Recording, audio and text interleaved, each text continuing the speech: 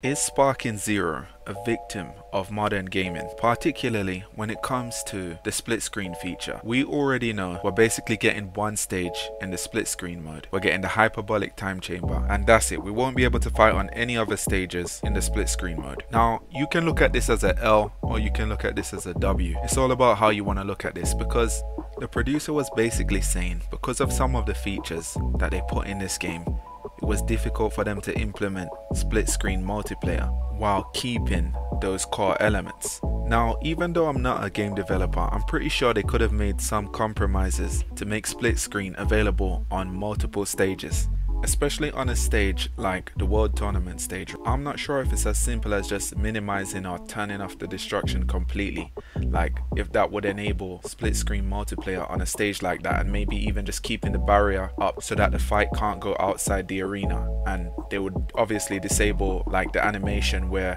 the audience in the stand runs away when someone's about to do their special. If they could disable things like that, right, and make that even a smaller stage for split screen multiplayer, that would have been a W in this situation. But because I'm not a game developer and I didn't work on that game specifically as well, I'm not sure if it's as simple as doing stuff like that, right? But you could also imagine that, let's say they were able to do stuff like that and include more stages, or even just have a second version of a stage with less destruction or whatever, right? Things like that would cause longer development times.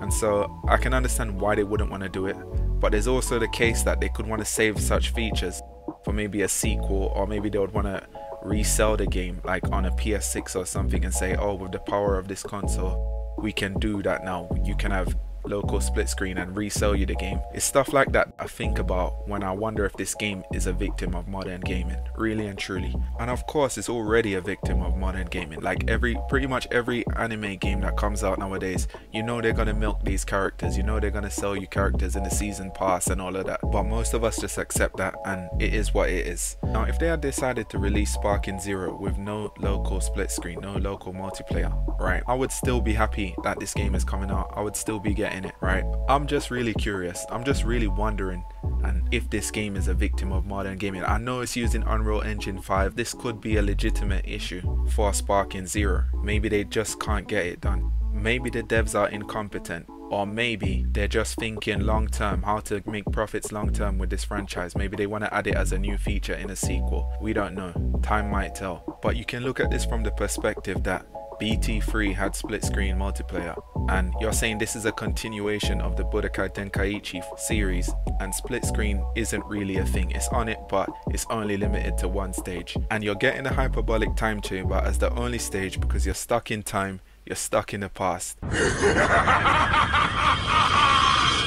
And they're throwing shade at anyone who wants that mode in the game. Now obviously if you look at it like that, you see it as a L, but you could look at it as a W and say, you know what, this is modern gaming. They didn't have to support couch co-op because most modern games don't support that feature anyways. They could have made this a single player local. Multiplayer is online exclusively, but they put this feature in Sparking Zero, albeit limited to one stage only.